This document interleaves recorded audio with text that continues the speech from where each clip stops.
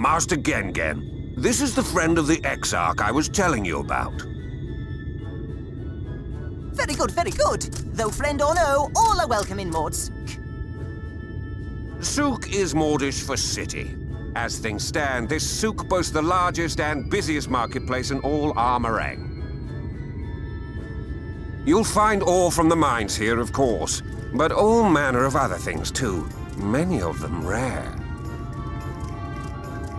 As I told you before, not many visit Armorang by choice, but Maud Souk's a different story. Merchants come from miles around to purchase the relics the Maud dig up. Aye, that they do. For Maud do not dismiss the spoils of the earth. We clean them and polish them and reveal to the world their true value. That is why they come here, come from far away, come with much money. And so our souk is always busy, busy, busy. No such thing as a thing no one needs. You say that every time, Master Gengen. Some sort of family motto, wasn't it? Or perhaps a Maud philosophy, for which we should all be very grateful. Would that everyone was so willing to take in refugees regardless of race or creed. Now then, if you intend to spend any time here, you'll want to gain the trust of the locals. And there's a little custom all newcomers are expected to observe. The cracking of the coin purse. You buy one thing from the market. Price can be low or high, just as long as you buy. As the good Maud says. In fact, the Exarch sent a little something to cover this very expense. A Verbert gold piece, no less. The first I've held in years. Verbert gold? Real Verbert gold?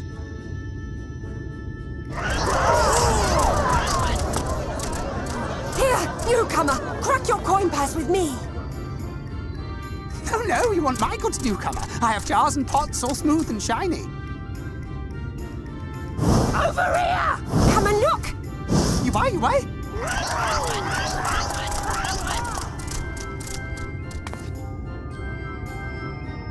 Enough of that! Calm, I say! This one must still journey through the barrens. Nothing bulky, nothing heavy, no pots. Nothing better for the road than a full belly. Spend that piece at Ronron's place, yes? Eat for 3 before you leave.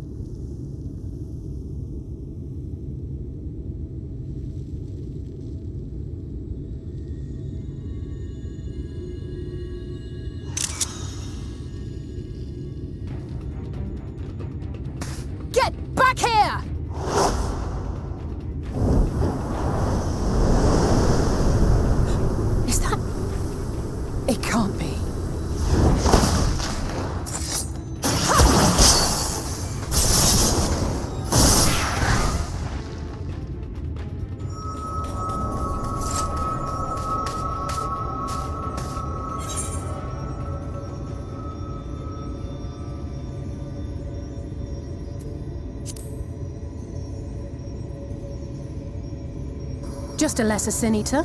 Nothing to write home about. I knew you'd turn up sooner or later, but I had been hoping for sooner.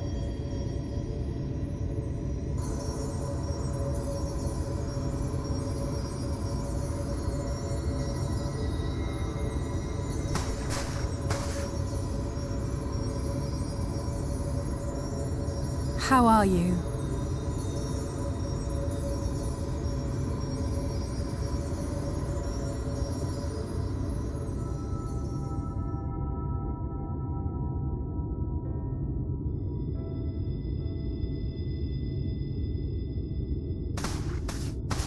We've fought them to a standstill, then.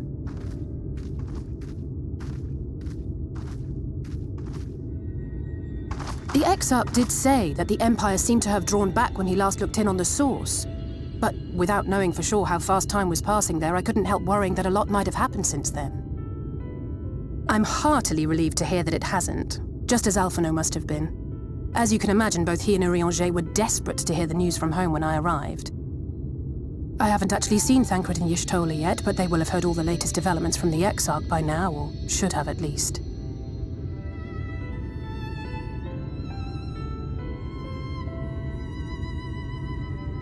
When I think of how frantic Tataru and the others must be, I want nothing more than to rush back and reassure them. But we still haven't found a way to reverse the summoning.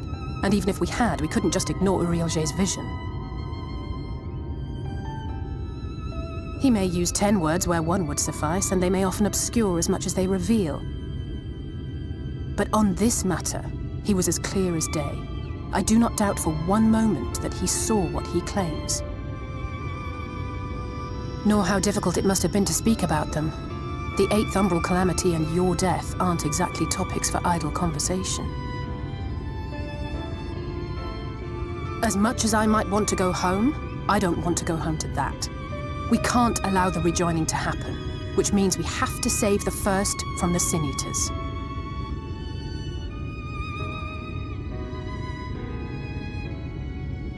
That great wall of white is a remnant of the Flood.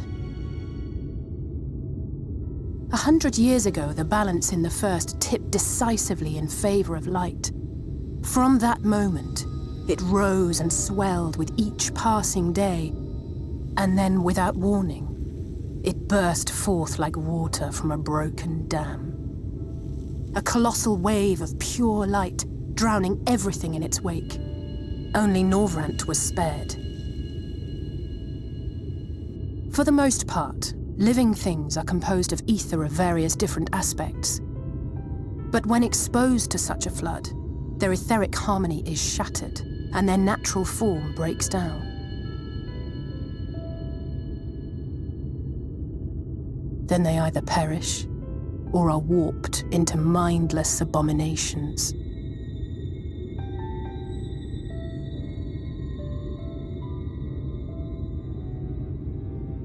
Yes, that's how the Sin Eaters came to be. They were once living creatures, or people, that were caught in the path of the Flood. Once the change is wrought, there is no going back. In that instant, they are gripped by an insatiable appetite for ether, and will happily gorge themselves on any living thing within reach. But even that is not the worst of it. The stronger Sin Eaters can plant light in us, like seeds in soil, corrupting our ether and triggering the birth of new monstrosities. They are creatures of base instinct that exist only to feed and to multiply. They feel no pity, know no remorse, and are utterly deaf to reason, which is why they must be destroyed. Every last one of them. The infirmary is full of the Sin Eaters' victims, left here to spend their final hours waiting for the change to overtake them.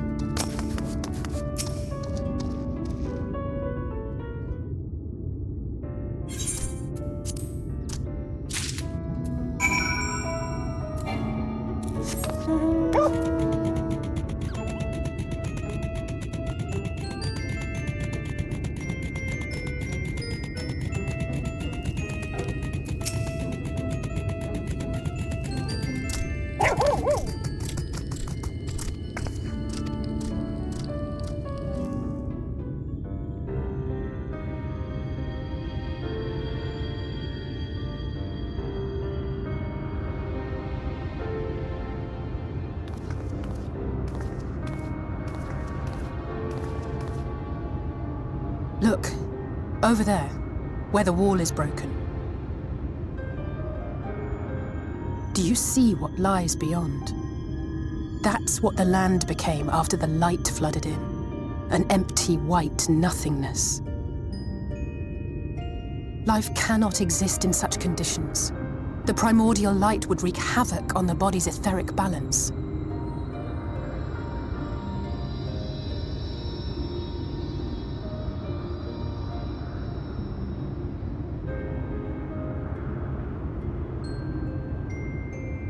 That nectarine you bought, it's Halric's favorite fruit.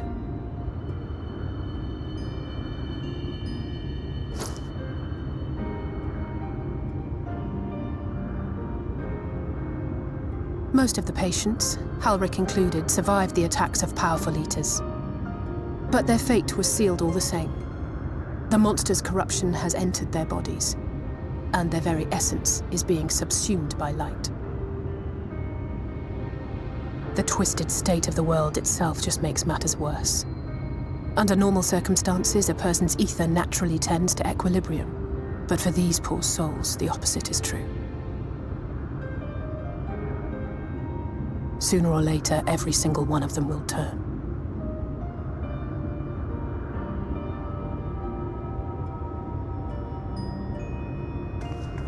Tesleen and the patients, they all know this. They know what has to be done before the change goes too far, before the eater within takes over. The preferred method is mixing poison into their favorite food. In my time here, I've borne witness to a lot of last meals.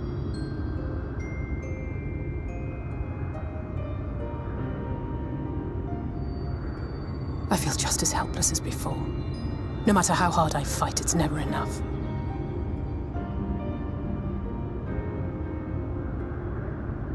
But it's a war I mean to wage, nonetheless.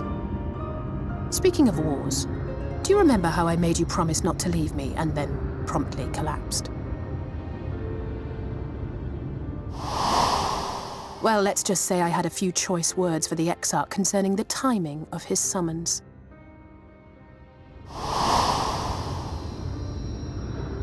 But even if the fault lay with someone else, I couldn't shake the feeling that I'd abandon you on the battlefield. So I swore that I'd make up for my absence there by making a difference here. And that's what keeps me moving forward, even when things seem hopeless.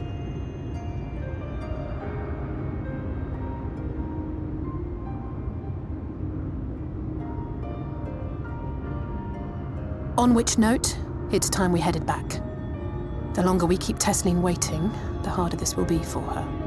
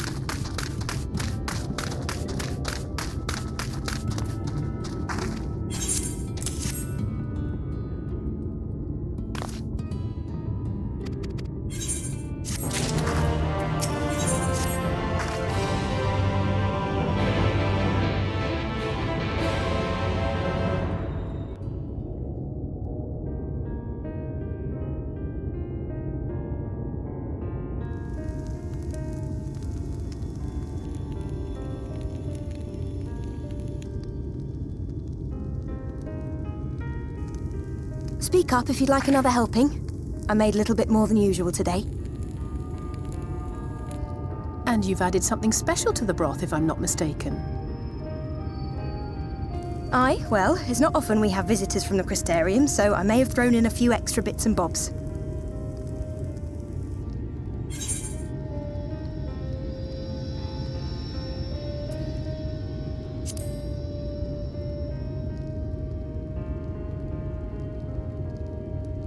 That's what I like to hear. Give me a moment to warm up the pot.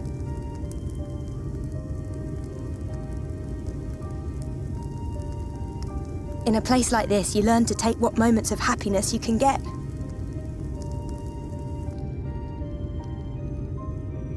I remember when I first came here with my mother. She was showing the early signs.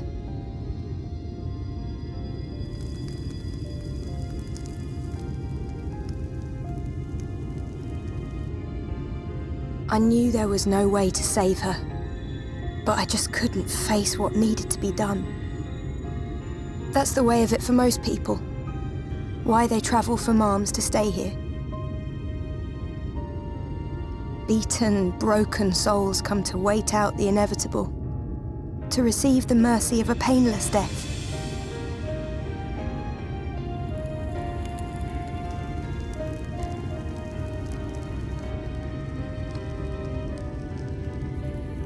When my mother finally left this world, I was mad with grief, but also thankful that her passing was a peaceful one.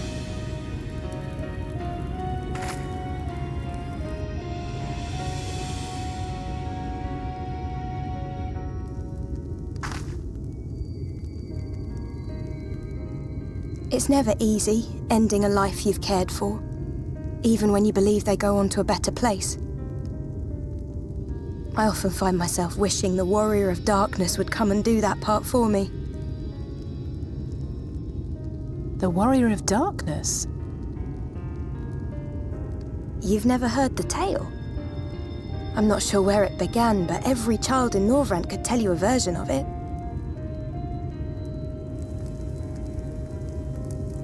Warrior of Darkness, servant of death, take care of our souls at our dying breath.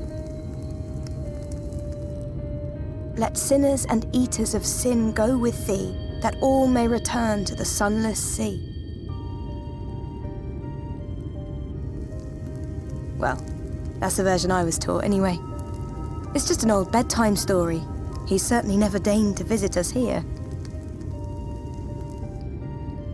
Which is a good thing, surely. He sounds rather ominous. Do you think so? I always liked the idea that he treated every soul the same, even the Sin Eaters.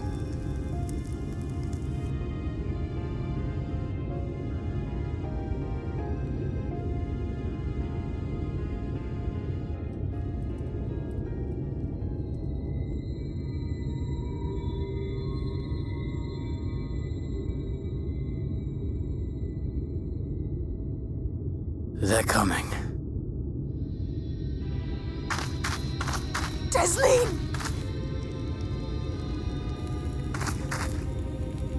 Have you seen Halric? I swear, I only took my eyes off him for a moment.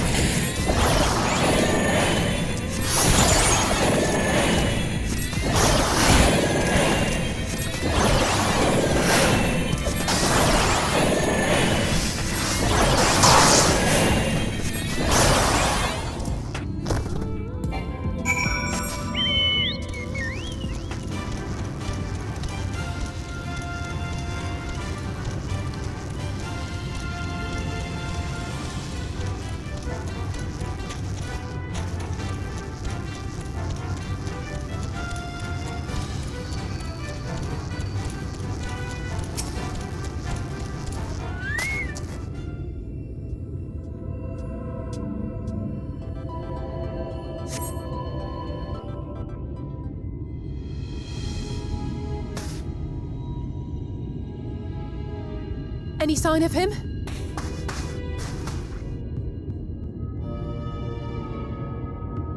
No luck then. But he surely can't have gone far. We should keep looking. The Sin Eaters are out in force, and if we don't find him soon, you can be sure they will.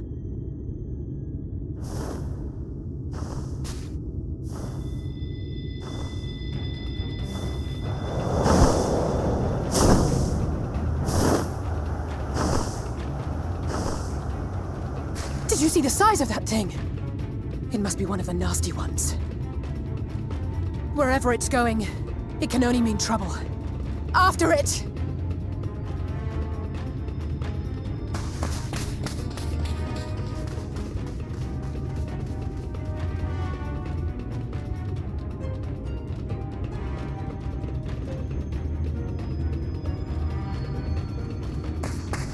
There it is! Is that... Oh no!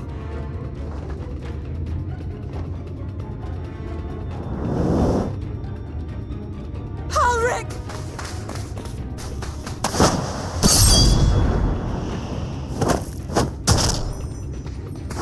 We have to run!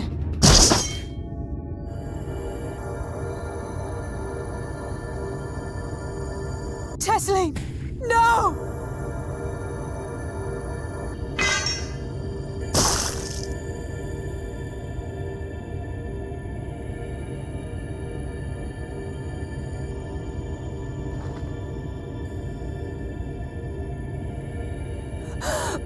We all deserve happiness, wherever we can find it.